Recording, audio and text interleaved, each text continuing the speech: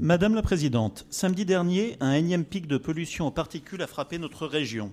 Ces pics ne sont que la face connue de l'iceberg. Le plus grave est le niveau constant, élevé de pollution de l'air. Notre groupe est particulièrement préoccupé par cette pollution qui est classée comme première cause de mortalité par l'OMS dans le monde. Déjà, il y a un peu plus d'un an, le 12 février 2015, le groupe UDI interpellait votre prédécesseur concernant l'inaction de la région sur ce sujet. Nous déplorions l'absence de la région face au pic de pollution. Nous déplorions que la ville de Paris agisse seule. Nous déplorions l'absence de la région pour réduire le niveau de fond de pollution de l'air, une absence qui laisse la ville de Paris décider seule de l'interdiction faite au 1er juillet dernier des cars et des poids lourds, et à partir de mi-2016, des véhicules et des deux-roues motorisés les plus polluants, sans aucune concertation régionale. Comment la région a-t-elle pu s'extraire de ce débat ? La pollution atmosphérique, pas plus que le nuage de Tchernobyl, ne s'arrête aux portes du périphérique. La région est responsable de l'aménagement, des transports et de l'environnement. Elle a une responsabilité claire dans ce débat, dont je crains qu'il n'oppose d'abord lieu à Paris. Seule une réflexion à l'échelle de l'Île-de-France, associant l'ensemble des collectivités, des acteurs économiques, industriels, associatifs, et en éludant aucune question, y compris celle de la modulation des rythmes et des horaires de travail, et donc des transports qui sont liés, permettrait d'effectuer des progrès manifestes. Cette réflexion, pour pouvoir être efficiente, doit aussi s'accompagner des efforts budgétaires conséquents pour la politique de l'air, pour le développement d'énergies renouvelables et de transports non polluants. Cette politique est de notre responsabilité, puisque la prévention des risques est la mission des élus. Elle est aussi un impératif pour maintenir l'attractivité de notre région.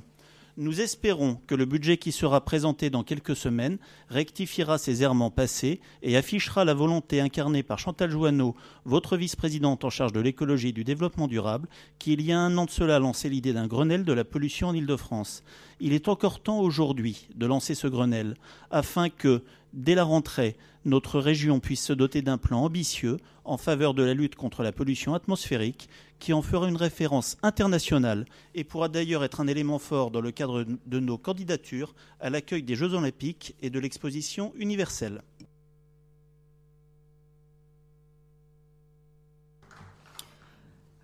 Monsieur Dugoin-Clément, vous avez raison. L'attractivité de la région pour organiser les grands événements pour lesquels nous nous mobilisons tous dépend évidemment de notre capacité à avoir un environnement favorable. La qualité de l'air figure parmi les premières préoccupations environnementales des Franciliens, mais pas seulement des Franciliens. Je me suis rendue à Tokyo avec Anne Hidalgo et les Japonais nous ont parlé de la question de la pollution. Quand nous rencontrons nos homologues chinois, ils nous parlent aussi de la question de la pollution de l'air. Ce sera notre priorité. Je déplore comme vous que l'exécutif précédent n'ait pas pris davantage ce sujet à bras-le-corps alors qu'il en va de la santé et de la qualité de vie des Franciliens. Changer d'air, finalement, c'est plus qu'un slogan, c'est une ambition. Aussi, nous avons décidé, avec Chantal Jouanneau, de donner un souffle nouveau, sans jeu de mots, à la politique régionale sur cet enjeu qui va bien au-delà, vous l'avez dit, des limites du périphérique. C'est le sens de la conférence de l'air que nous organiserons les 11 et 12 avril prochains, avec un objectif simple. Faire un état des connaissances scientifiques les plus récentes, notamment en matière sanitaire, cartographier et dégager les solutions dans les domaines où la région a la main, les transports, une partie du logement, et ceux dans lesquels elle peut jouer un rôle d'incitation stratégique, l'énergie, la politique de l'habitat. Un plan d'action sera soumis à l'Assemblée régionale d'ici l'été et des mesures nouvelles figureront dans notre premier projet de budget. Nous y reviendrons en avril. Merci de cette question.